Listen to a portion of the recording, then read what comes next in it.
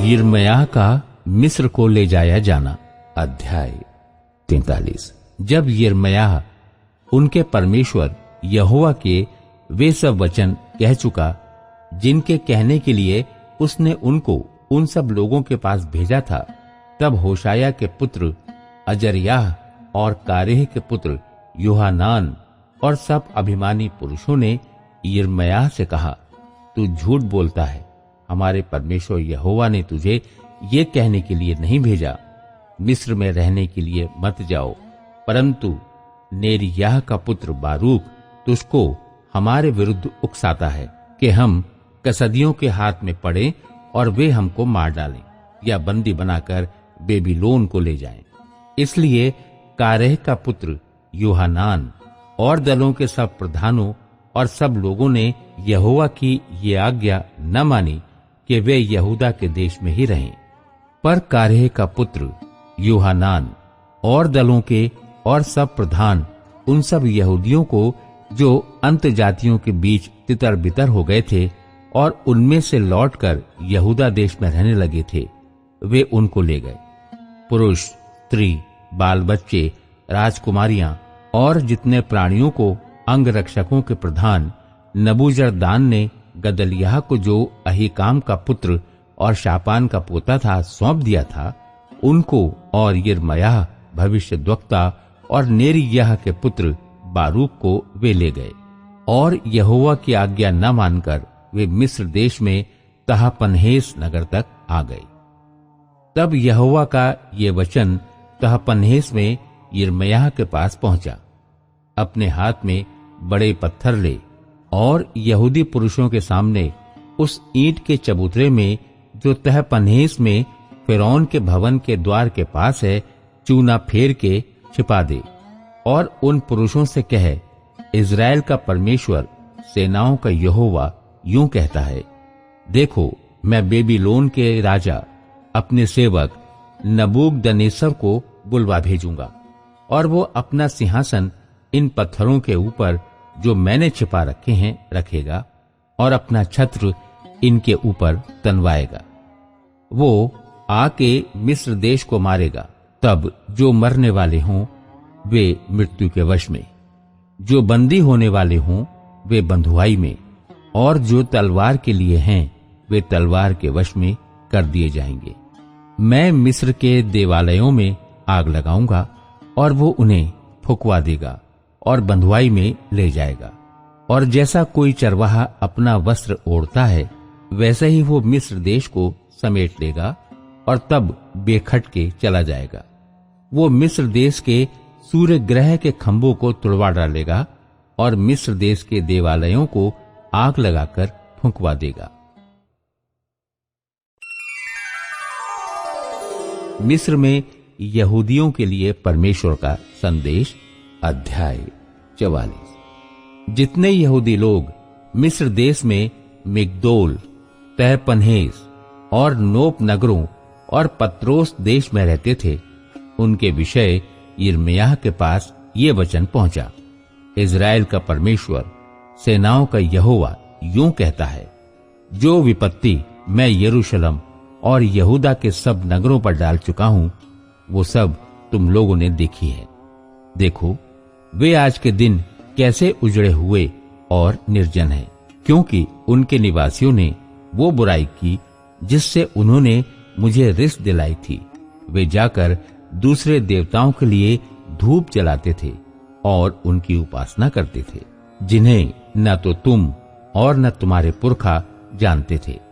तो भी मैं अपने सब दास भविष्यद्वक्ताओं को बड़े यत्न से ये कहने के लिए तुम्हारे पास भेजता रहा कि ये घृणित काम मत करो, जिससे मैं घृणा रखता हूं।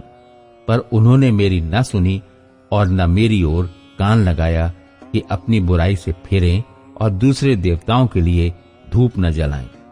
इस कारण मेरी जलजलाहट और कोप की आग यहूदा के नगरों और यरूशलेम की सड़कों पर भड़क गई और वे आज के दिन तक उजाड़ और सुनसान पड़े हैं।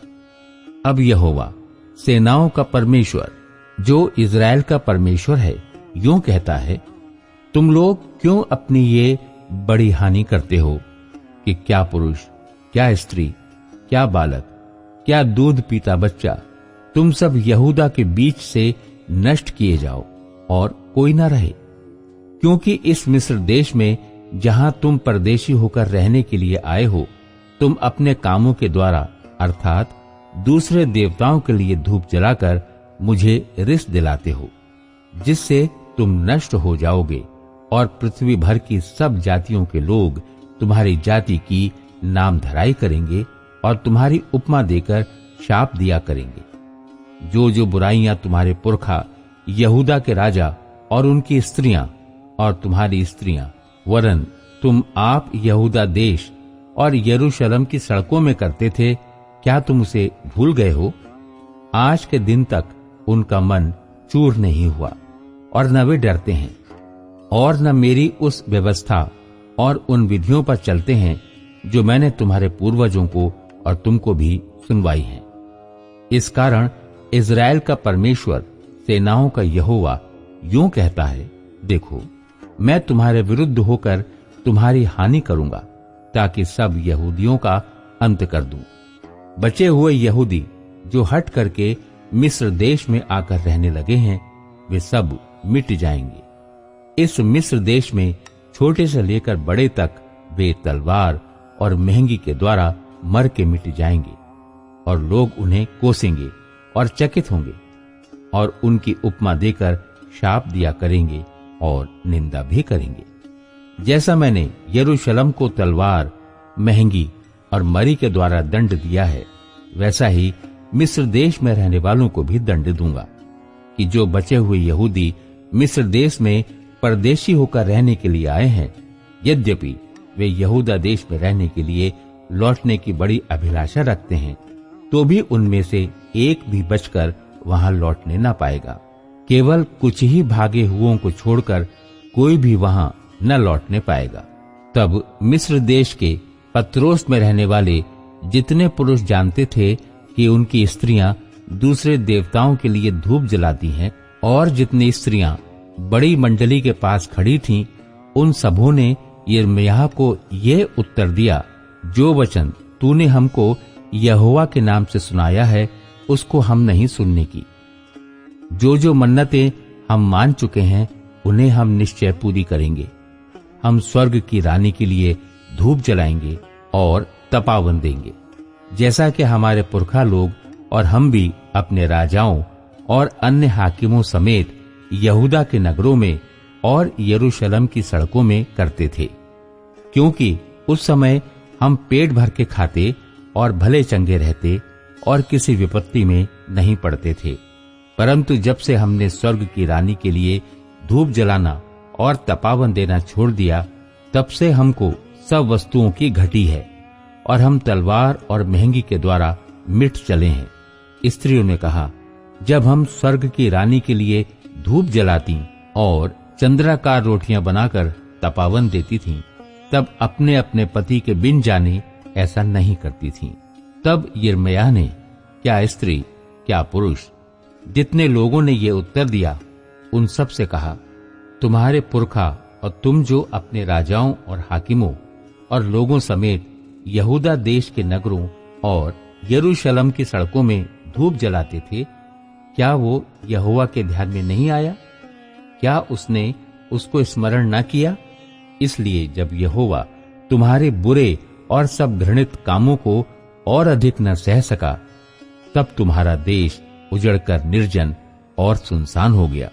यहाँ तक कि लोग उसकी उपमा देकर शाप दिया करते हैं, जैसा कि आज होता है, क्योंकि तुम धूप जलाकर यहोवा के विरुद्ध पाप करते और उसकी नहीं सुनते थे और उसकी व्यवस्था और विधियों और चितौनियों के अनुसार नहीं चले। इस कारण ये विपत्ति तुम पर आ पड़ी है, जैसा कि आज है।